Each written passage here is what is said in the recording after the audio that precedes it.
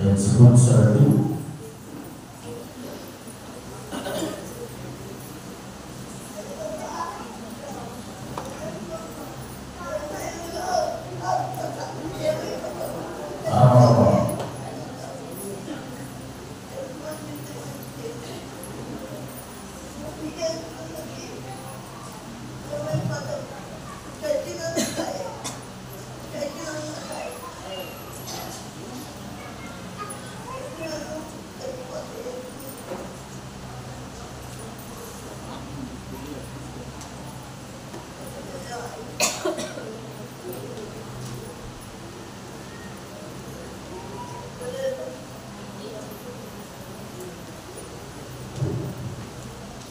చేకూర్చిన అందరూ కూడా ప్రభు యేసు క్రీస్తు నామములో ఈ రాత్రి వేళ శుభాలను తెలియపరుస్తూ మనందరికీ సుపరిచితమైన వాక్యము. ఎందుకంటే ఈ సంవత్సరం చివరి వాక్యం అందరికీ గుర్తుండిపోవాలి, సులభంగా మీకు అర్థమయ్యే రీతిలో కొద్ది నిమిషాలు ధ్యానం చేయాలని నేను ఆశపడుతూ ఉన్నాను. అందరికీ తెలిసిన వాక్యం, అందరికి వచ్చిన వాక్యం మత్తయి సువార్త 11వ అధ్యాయం 28వ వచనాన్ని అండి. అబ్బాయి బయట ఇంకా తిరుగుతూ ఉన్నారు, ఆ పిల్లల్ని కొంచెం కంట్రోల్ చేయండి అయ్యా. ప్రయాసపడి భారం మోసుకొచ్చిన సమస్త జనులారా నా యొద్దకు రండి, నేను మీకు విశ్రాంతిని. అందరికి వచ్చిన వాక్యమే కదా మీదే అమ్మా, అందరికి వచ్చిన వాక్యమే. క్షుణ్ణంగా తెలియపరుస్తా. సమయము నూతన సంవత్సరంలోకి వెళ్ళడానికి 45 నిమిషాలు ఉన్నది కాబట్టి 40 నిమిషాల వాక్యం చెప్పడానికి కూడా సరిపోదు కాబట్టి అంతకంటే కొంచెం కుదించి నేను మీకు వివరించాలని ఆశపడుతున్నా. మా దేవుడు ఎలాంటి దేవుడు? ఇప్పుడే కదా మనది కలుగు చేసే దేవుడు. మనము కలుగు చేసిన వాటిని దుర్వినియోగం చేసే వ్యక్తులము మనము. తండ్రి మనకు ఆస్తిని ఇస్తే ఆస్తిని దుర్వినియోగపరుస్తూ ఉంటాం. దేవుడు నీకు ఆరోగ్యాన్ని ఇస్తే ఆరోగ్యాన్ని దుర్వినియోగపరుస్తూ ఉంటాం. కానీ దేవుడు మనందరికీ కలుగు చేసే దేవుడు. శూన్యముగా ఉన్నది ఈ లోకమంతా కూడా, ఈ ప్రపంచంలో ఏమీ లేదు. దేవుడు ఆలోచన చేశాడు, భూమి ఆకాశము కలుగునుగాక అన్నాడు, అవి కలిగాయి. అంధకారంలో చీకటిలో ఉన్నది ఈ ప్రపంచం అంతా, వెలుగు కలుగుగాక అన్నాడు, వెలుగు కలిగి. ఈ రాత్రి వేళ దేవుడు మనతో మాట్లాడుతున్న మాటలు నీ జీవితానికి నా జీవితానికి కలుగు చేసేటువంటి అంశాలను మనతో మాట్లాడబోతున్నాడు. దేవుడు సర్వస్వమును కలుగజేశాడు, వృక్షములను కలుగజేశాడు, ఆకాశ పక్షులను కలుగజేశాడు, సముద్రములు దానికి సంబంధించిన నదులను దేవుడు కలుగజేశాడు. ఈ భూమి మీద ఉన్న ప్రతిదాన్ని దేవుని మాట ద్వారా కలుగజేశాడు. ఎందుకంటే ఆయనలో అంత శక్తి ఉన్నది. మానవులమైన మనల్ని మాత్రము తన రూపంలో తన చేతులతో నిర్మించుకుని మనల్ని కలుగా చేశాడు. ఇదంతా కూడా ఆదికాండము 1వ అధ్యాయంలో మనకు తెలియపరుస్తూ ఉన్నది. మనం అనుకుంటూ ఉంటాం కొన్నిసార్లు, నా జీవితానికి ఈ కష్టాలు ఈ బాధలు ఇక ఎన్నటికీ పోవు, నా మరణం వస్తే కానీ ఈ కష్టాలు పోవేమని బాధపడుతూ ఉంటాం. అని దేవుడు ఈ రాత్రి వేళ నీతో నాతో హెచ్చరిస్తున్న మాట, ఈ 2024వ సంవత్సరంలో నీ దుఃఖములను, ఒకవేళ ఇప్పటి వరకు నువ్వు పడ్డ కష్టాలను చూసి విసుగుపోయేవేమో, ప్రయాసపడి భారం మోసుకుంటున్న సమస్తమైన వాళ్ళారా నా యొద్దకు రండి, come to me, I will give me rest, నీకు విశ్రాంతిని నేను కలుగజేస్తాను. ఎంత చక్కగా దేవుడు నిన్ను నన్ను మనందరినీ పిలుస్తూ ఉన్నాడు.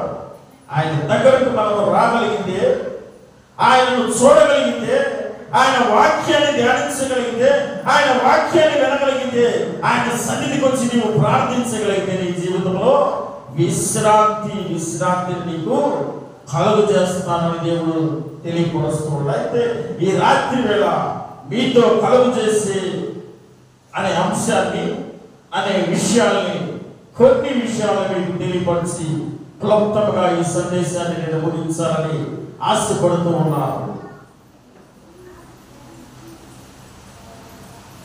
కొంతమంది జీవితంలో నీకు కలిగినదా అని అడుగుతూ ఉంటారు. అమ్మా, వివాహమైన తర్వాత ఒక 3 నెలలు గడవకముందే ఏమంటారు? అమ్మా, ఏమన్నా కలిగిందా? నీకేమైనా ఉద్యోగం కలిగిందా? నీకేమైనా తల్లిదండ్రుల దగ్గర నీ ఆస్తి కలిగిందా? లేదా నీ జీవితంలో ఏదైనా గొప్ప కార్యం కలిగిందా అంటే మానవ జీవితానికి మరొకటి యాడవటం, కలిసి రావడాన్ని కలిగినదా అని సంబోధిస్తూ ఉంటారు. కొన్నిసార్లు ఇంటెన్షనల్గా వారిని విమర్శించడానికి కలిగినదా అని పదే అడుగుతూ ఉంటారు. దేవుడు అనుగ్రహిస్తాడు మన జీవితానికి. అప్పుడు కలిగింది ఎవరిని బాధపడకూడదు. ఉద్యోగ సమయం వచ్చినప్పుడు తప్పకుండా దేవుడు ఉద్యోగాన్ని అనుగ్రహిస్తాడు. ఆస్తి కలిగే సమయం వచ్చినప్పుడు తప్పనిసరిగా దేవుడు ఆస్తిని అనుగ్రహిస్తాడు. బిడ్డల విషయంలో కూడా దేవుడు అనుగ్రహించినప్పుడు దేవుడు తప్పకుండా నీ జీవితంలో బిడ్డలను అనుగ్రహిస్తాడు. అందుకని ప్రయాసతో ఉన్నావా? ఈ రాత్రి వేళ నా యొద్దకు రా. నీకు కావలసిన సమాధానమును, విశ్వాసమును, నమ్మకమును, బలమును నేను నీకు అనుగ్రహిస్తాను. విశ్రాంతిని నీకు సమకూరుస్తానని దేవుడు హెచ్చరిస్తూ ఉన్న మాట. ఈ విషయాన్ని నమ్మిన వారు దేవుని సన్నిధిలో కూర్చున్న మీ అందరూ ఒకసారి ఆమేన్ చెప్పండి. అందరికి కలగాలమ్మా, మంచిది. ఎదురు చూస్తూ ఉన్నా. అయితే ఒక చిన్న 3 విషయాలు నేను తెలియపరిచి మీ జీవితాలను బలపరచాలని ఆశపడుతున్నాను. యెషయా గ్రంథము 30వ అధ్యాయము, యెషయా గ్రంథం 30వ అధ్యాయము 15వ వచనంలో మాట ఉంటుంది కదా, ప్రభువును ఇశ్రాయేలు యొక్క పరిశుద్ధ దేవుడకు యెహోవా ఇలాగూ సెలవిచ్చుచున్నాడు, మీరు మరలి వచ్చి ఓరకుండుట వలన రక్షింపబడెదరు. మీరు ఓరకుండి నమ్ముకున్నట వలన మీకేం కలిగిందమ్మా? బలము కలిగింది. దేవుడు ఈ రాత్రి వేళ మనకు బలమును కలుగజేస్తాను అని తెలియపరుస్తూ ఉన్నాడు. బలాన్ని దేవుడు అనుగ్రహిస్తే ఆ బలాన్ని భర్తలు తినడానికి ఉపయోగిస్తూ ఉంటారు కొందరు. బలహీనులైన భార్యను పట్టడానికి మరి కొందరు బలాన్ని ఉపయోగిస్తూ ఉంటారు. ఈ లోక సంబంధమైనటువంటి ధర్మాలు చేయడానికి కొందరు బలాన్ని ఉపయోగిస్తూ ఉంటారు. అదేవిధంగా దేవుడిచ్చిన బలాన్ని లోక సంబంధమైన అలవాట్లకు ఉపయోగిస్తూ ఉంటారు మరి కొందరు. దేవుడిచ్చిన బలమును, దేవుడిచ్చిన శక్తిని లోక సంబంధమైనటువంటి చెడు వాటికి ఉపయోగిస్తూ ఉంటారు. కానీ ఇక్కడ దేవుడిస్తున్న బలాన్ని దేని కొరకు ఉపయోగించాలి? ఆయన కొరకు మాత్రమే మనము ఉపయోగించాలి. అందుకనే ఒక భక్తుడు అంటున్నాడు కదా, యెహోవా కొరకు కనిపెట్టుకుని వారు ఏమొంతనమా? నూతన బలం అంటున్నారా, లేకపోతే నూతన వస్త్రం అంటున్నారో అంతగా నాకు ఇలా తిరిగి దత్తుగా తీరలేదు. ఒంట్లో ఉన్న నీరంతా పోయింది. నూతన బలమును పొందుతా. ఆ 5వ వచనంలో, ఆ 30వ వచనంలోనే 3వ వచనంలో కూడా ఒక మాట ఉంటుంది, చదవనమ్మా. దానికి సరి సరిపోయినటువంటి మాట. నీతి వల్ల ఏం కలిగిందమ్మా? నిమ్మలము. నిమ్మలం అంటే ఏంటమ్మా?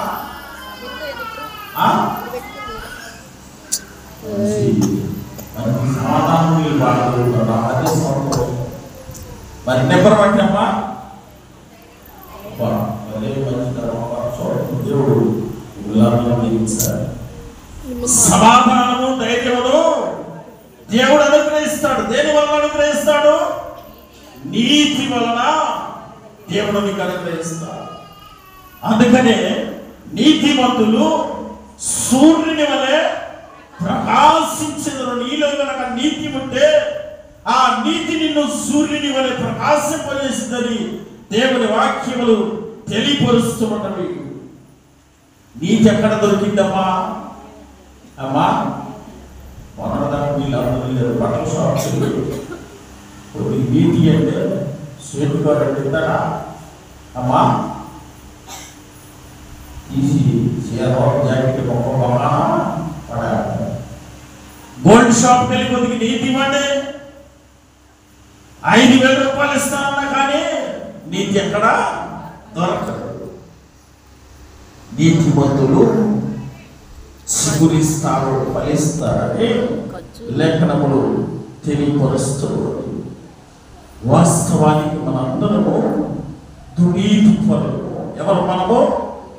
నీతి పరులు కాదు, దునీతి పరులం. ఎందుకంటే యేసు ప్రభువుని సిలువకు అప్పగించింది మనము చేసిన పాపములే.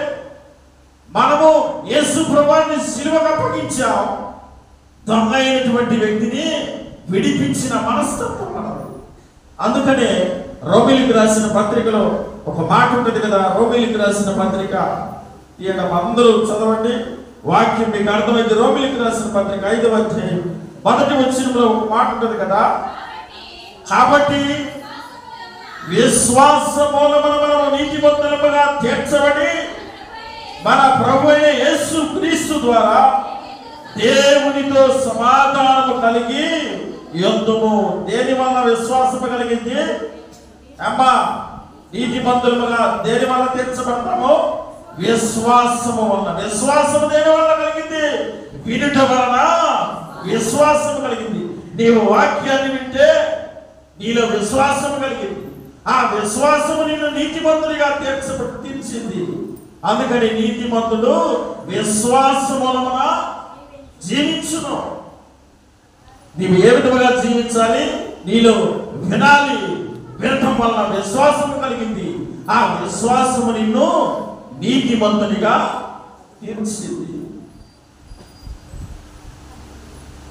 దుర్నీతి పరుల మనస్తత్వాలు గొంతు ఏ విధముగా ఉంటుందంటే ఆ కింద కొన్ని వచనాలు మనకు కనబడుతూ ఉంటాం. కానీ తెరిచిన సమాధి వలె వారి నోర్లు ఉంటామని ఆ కింద భాగాల్లో తెలియపరుస్తూ. తెరిచిన సమాధి ఏ విధంగా ఉంటుందమ్మా? దుర్నీతి పరుల గొంతు తెరవబడిన సమాధి వలె ఉంటుందట. సమాధి చేసిన తర్వాత, సమాధిని తెరిచిన తర్వాత దానిలో నుండి దుర్గంధం వస్తూ ఉంటుంది, చెడిపోయిన పురుగులు వస్తూ ఉంటాయి, భయంకరమైన వాసన వస్తూ ఉంటుంది, చూడటానికి అసహ్యకరంగా ఉంటుంది. అలాంటి పరిస్థితి దుర్నీతి పరుల గొంతు. మనం చూస్తూ ఉంటాం అనేక మందిని. అంతా సాయంత్రం వెళ్తారు, ఒక 1000 రూపాయలు అమ్మా చూడలేదు, ఎంతమంది చూడలేదు. ఈ తీసుకోవడం వాళ్ళు రేపు కాదు కదా, ఎల్లుండి కాదు కదా, సంవత్సరం దాకా కూడా అమ్మా ఇప్పుడే వచ్చిస్తానమ్మా. మోసపూరితమైన జీవితాలు. వ్యాపారంలో కూడా మోసపూరితము ఉండవు. నేటి దినాల్లో మనం చూస్తూ ఉన్నాం. వ్యాపారం చేయటం తప్పని దేవుడు చెప్పడం లేదు. వ్యాపారం చేయటంలో నీతి లేకుండా వ్యాపారమును అనీతి పరులుగా చేస్తూ ఉన్నటువంటి విధానమును బట్టి దేవుడు హెచ్చరిస్తూ ఉన్నాడు. నీలో నీతి ఉంటే, నీతి రావాలంటే ప్రాముఖ్యంగా నీలో ఉండాలి విశ్వాసం ఉండాలి. ఆ విశ్వాసానికి మూలం ఎక్కడి నుండి? వాక్యాన్ని అనుసరించడము, వాక్యాన్ని వినడం ద్వారా నీ జీవితంలో నీతి కలిగింది. ఆమె ఒక మంచి కూరగాయలు షాపు పెట్టుకున్నా. ఏం పెట్టుకుందామా? నిర్మాణాలు బాగోలేదు అమ్మా. కూరగాయలు షాప్ పెట్టుకుందా. బెండకాయలు, దానికాయలు బయట పెట్టిందా. పేరుకి కూరగాయలు షాపే. కొట్టుకెళ్ళిన వాళ్ళంతా మగవాళ్ళు వెళ్తున్నారు, రావడం వెళ్ళలేదు. ఆలోచించే వెళ్ళిన తర్వాత కూరగాయలు కింద నుండి తెస్తున్నారు. ఏం చేస్తే వందుకాయలు తెస్తున్నారు. బీరకాయలకి వెళ్ళినోడు బీరు తగ్గుతున్నాడు. వంకాయలు తీసుకుని, దడకాయలు తీసుకుని గురిగా రావాల్సినోడు ఊగుతా వస్తున్నాడు ఇంటికి. ఏంటంటే చేసే వ్యాపారంలో దుర్నీతి ఉన్నది. వ్యాపారం అని పైకి చెప్పి ఆ వ్యాపారం పెట్టింది, కానీ ఆమె చేస్తున్న వ్యాపారం అంతా కూడా దుర్నీతి సంబంధమైన వ్యాపారం చేస్తున్నారు. ఇలా అమ్ముతూ ఉన్నదంట. అమ్మి సాయంత్రానికి మిగిలిపోయిన కాయలన్నీ ఇవి తాగి ఇవి కూడా పడిపోతున్నారు. నీతి సంబంధమైన జీవితం ఈ దినాల్లో మనం చూస్తూ ఉన్నాం. అన్యాయముగా డబ్బును సంపాదిస్తూ ఉన్నాం. కొందరు అంటారు, అయ్యా అన్యాయంగా డబ్బు సంపాదిస్తున్నారు, వాళ్ళే సుఖముంటున్నారయ్యా, కష్టపడి పని చేస్తున్నారయ్యా, ఉదయం నుండి సాయంత్రం దాకా చేస్తే 500 వస్తున్నది. ఈ 500 కూడా సరిపోవడం లేదయ్యా. నా బిడ్డలకు సరైన పోషణ నేను పెట్టుకోలేకపోతున్నాను. అబద్ధములు చేసి, అన్యాయములు చేసి, మోసాలు చేసి సంపాదిస్తున్నారు. వారు చక్కగా సంతోషంగా ఆనందంగా ఉంటున్నారు. కొంతమంది సహోదరులు అంటూ ఉంటారు, కొంతమంది తల్లులు అంటూ ఉంటారు, పురుషులు కూడా కొంతమంది అంటూ ఉంటారు. కానీ అన్యాయం ఎప్పటికైనా అన్యాయంతో సంపాదించిన ధనమంతా, ఇతరులు మోసం చేసి సంపాదించిన ధనమంతా నరకములోనికి వెళ్ళేటప్పుడు నీవు దేవునికి తప్పకుండా లెక్క చెప్పాల్సిందే. నీవు ఎంత సంపాదించేవో అదంతా మనం అనుకుంటాం. ఈ దినాన నేను సుఖంగా జీవిస్తూ ఉన్నాను, నా బిడ్డలు సుఖంగా బ్రతుకుతారు అని విరవేదిస్తూ ఉన్నామేమో. ప్రియమైనటువంటి దేవుడి బిడ్డలారా, ఈ జీవితానికి దేవుడు క్షేమం అనుగ్రహించాలి. మన జీవితాల్లో కావాల్సింది నీతి, నిజాయితీ. అందుకనే మనతో మాట్లాడే మాట, రెండవ మాట నిమ్మలము, నిమ్మలము నింపరము. నిమ్మలము నింపరము ఈ రెండు కనుక నీ జీవితంలో ఉంటే నీ జీవితము చాలా సంతోషకరమైన జీవితముగా మార్చబడుతుందని దేవుడు హెచ్చరిస్తూ, మోసపోకుడి, దేవుడు వెక్కిరింపబడను. నీవు ఏదైతే విత్తుతావో అదే పంటను కోస్తావు. నీవు మోసపూరితముగా డబ్బు సంపాదించావా, నీ డబ్బు అంతా మోసపూరితముగా, అక్రమముగా, అన్యాయముగా తీసుకువెళ్ళి నరకములో పడవేయాల్సిందే. నీ గురించి నీ కుమారుడు సాక్షి చెప్ప, నా గురించి నా బిడ్డలు సాక్షి చెప్ప. నమ్మ రోజు 5 అధ్యాయాలు బైబిల్ చదివింది. రోజు నా కుటుంబం గురించి గంట సేపు నా తల్లి ప్రార్థన చేసిందని నీ గురించి సాక్ష్యం చెప్పే బిడ్డలుగా నీ కుటుంబము సిద్ధపరచుకోవాలి. అప్పుడు దేవుడు నీతివంతమైన జీవితాన్ని, పరలోక సంబంధమైన జీవితాన్ని మీ కుటుంబాలకు అనుగ్రహిస్తాడు. అందుకనే నిమ్మలము నింపరము, ఈ రెండు, నిమ్మలము నింపరం అంటే సమాధానము. ఎవరికి భయపడాల్సిన పని లేదు. నీ కుటుంబం అంతా సమాధానంగా ఉంటుంది. అందుకనే సమాధానం కలిగినప్పుడు యెహోవా నా కాపరి, నాకు లేని కలగదు. ఒకవేళ నీవు 500 రూపాయల పని కష్టపడి చేసుకుని వస్తున్నావేమో, ఆ 500 రూపాయలను దేవుడు నీకు సుఖాన్ని, సంతోషాన్ని, ఆనందాన్ని అన్నిటినీ నీ జీవితంలో అనుగ్రహిస్తాడు. అందుకనే ఒకవేళ ప్రయాసపడుతూ ఉన్నావేమో, ప్రయాసపడి భారం మోసుకుంటున్న సమస్తమైన వాళ్ళారా నా యొద్దకు రండి, నేను మీకు విశ్రాంతిని కలుగజేస్తాను. ఈ రాత్రి వేళ దేవుడు మనతో మాట్లాడచ్చు అన్న మాట, చివరి మాటను కూడా జ్ఞాపకం చేస్తాం. సమయం దగ్గర మనం చూడండి కాబట్టి యెషయా గ్రంథంలోనే మరొక మారు తీయడమా. యెషయా గ్రంథము 33వ అధ్యాయము చదువుకోమా.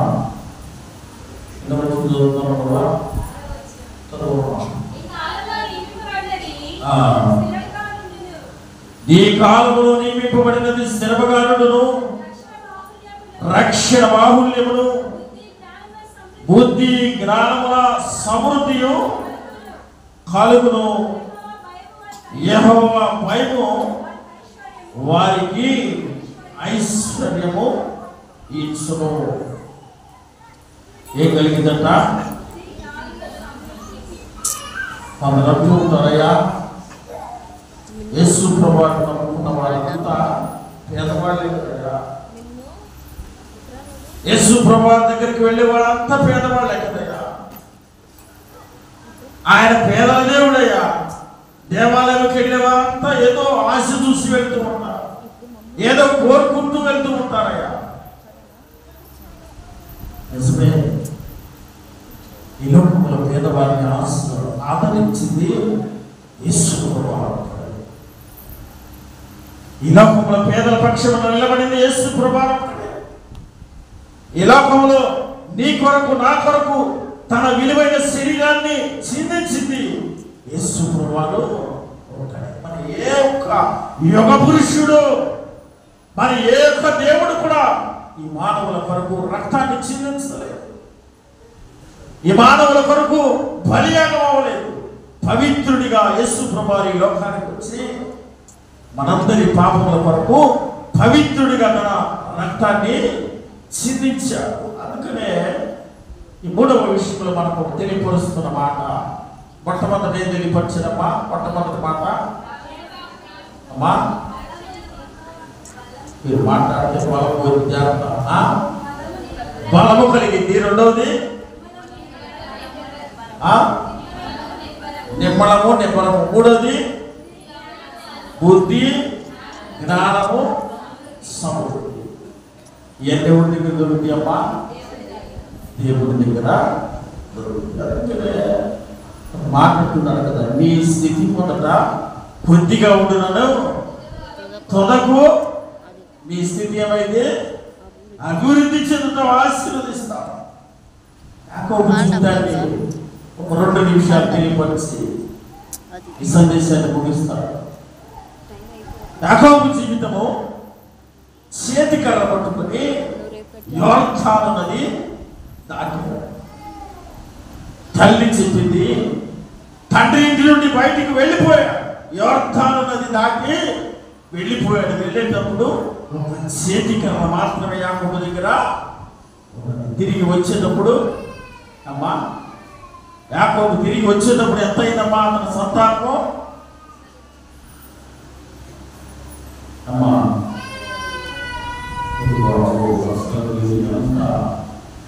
బైబిల్ జ్ఞానము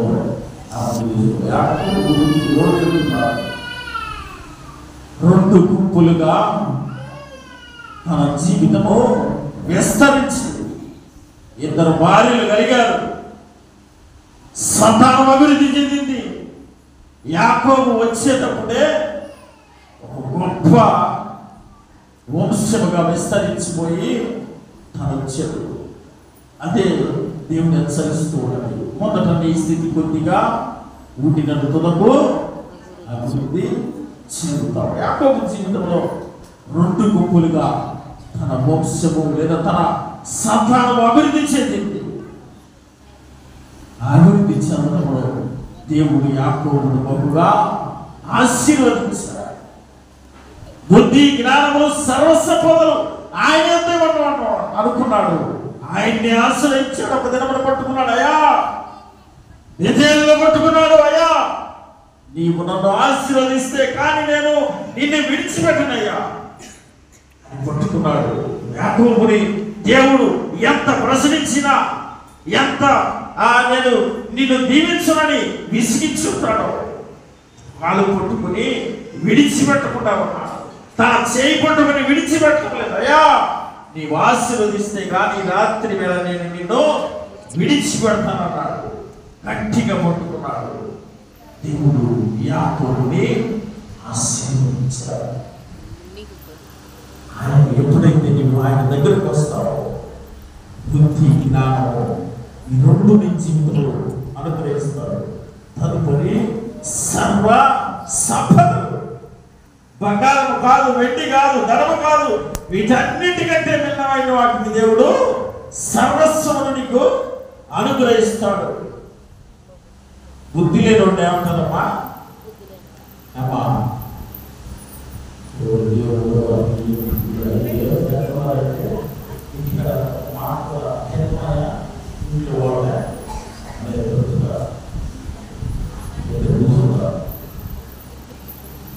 బుద్ధి జ్ఞానం లేనివాడు కంచనగాడి. కంచనగాడి ఎలా తిరుగుతాడు? చెట్ల ఉండి, చాళ్ళ ఉండి, కంచెల వెంబడి తిరుగుతూ ఉంటాడు. ఆ కంచెరగాడిని ప్రతి ఒక్కరు కూడా చేదరించుకుంటూ ఉంటారు. అందుకనే ఆయన్ని ఆశ్రయిస్తూ బుద్ధి జ్ఞానములు ఆయన యొక్క ఆయన దగ్గరికి వస్తే బుద్ధి కలిగింది, జ్ఞానం కలిగింది. తుదకు నీకు కావలసిన సర్వ సంపదలను దేవుడు నీకు అనుగ్రహిస్తాడు. ఎప్పటి వరకు నీవు నేను మనం ఆలోచన చేయలేదేమో. దేవుడి వాక్యాన్ని ఎందుకు బైబిల్ గ్రంథంలో మెన్షన్ చేశాడు? ఎవరి కొరకు మెన్షన్ చేశాడు? కుటుంబాల్లో కొంతమంది స్త్రీలు నలిగిపోతూ ఉంటారు. గొప్పగా ఆస్తున్నది, మంచి స్థితి ఉన్నది, కానీ సరైన సమాధానం లేదు కుటుంబాల్లో. ఉదయం లేచిన దగ్గర నుండి సాయంత్రం నిద్రపోయే వరకు ఒకటే ఏడుపు నా మీద. నా జీవితంలో ఎందుకు నేను ఇలాంటి బ్రతుకుతూ ఉన్నాను? ఎందుకు నేను ఇలాంటి ఆస్తి ఉన్నదని అనవసరంగా నేను పెళ్లి చేసుకున్నానయ్యా? నా జీవితానికి నెమ్మది ఒకటే అనుమానపడుతూ ఉంటాడు, ఒకటే హింసిస్తూ ఉంటాడయ్యా. ఇలా బాధపడే సోదరులు ఎంతో మంది, ఇలా బాధపడి అనుభవిస్తూ ఉన్నటువంటి తల్లులు కుటుంబాన్ని విచ్ఛిన్నం చేసుకుని బయటికి వెళ్ళిపోతే నా బిడ్డలు ఏమైపోతారు అని బాధపడుతూ కుమిలిపోతూ ఉన్నటువంటి తల్లులు ఎంతో మంది. తండ్రులు కూడా ఎంత కష్టపడి పని చేసి వస్తారు, ఎంత శ్రమ పడతారో. ఒక్కరోజు కూడా నాన్న లేకుండా రోజు పనికి వెళ్తారయ్యా. తీసుకొచ్చి డబ్బులు భారతిస్తారు.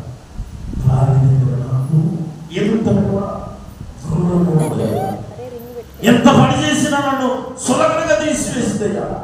కనీసం నాకు నీళ్లు పోసుకుంటానికి నీళ్లు కూడా నలిగిపోతూ ఉంటారు. కుటుంబాల్లో బిడ్డలు లెక్క చేయని తనము కొన్ని కుటుంబాలు, తల్లిదండ్రులను పట్టించుకొని తనము, తల్లిదండ్రులను చూడని తనము, ఇలా ఎన్ని కుటుంబాలు నలిగిపోతున్నారు. దేవుడి అన్నిటికీ రాత్రి మనకు సమాధానం అనుగ్రహించబోయాడు. రాత్రి చదవబడిన వాక్యాన్ని నీ విశ్వసించి ఆయన దగ్గర కనుక వస్తే నీ కుటుంబానికి సర్వస్వమునే దేవుడు అనుగ్రహిస్తాడు. ఒకవేళ కుటుంబంలో నలిగిపోతూ ఉన్నావు, ఒకవేళ కుటుంబంలో పురుషుడివి నువ్వు యజమానిగా ఉండవలసిన వ్యక్తి బానిసమైపోయి బాధపడుతూ ఉన్నావు, బలహీనమైపోయావు, ఈ రాత్రి వేళ దేవుడి దగ్గర కూడా దేవుడు అంటున్నాడు కదా, మత్తయి సువార్త 11:28 మరొకసారి చదువుకుని వాక్యాన్ని ముగించుకున్నా. ప్రయాసపడి భారం మోసుకుంటున్న సమస్తమైన వాళ్ళారా నా యొద్దకు రండి, నేను మీకు విశ్రాంతిని కలుగజేస్తాను. 3 విషయాలు. ఏం విషయాలు? మొట్టమొదటి బలము,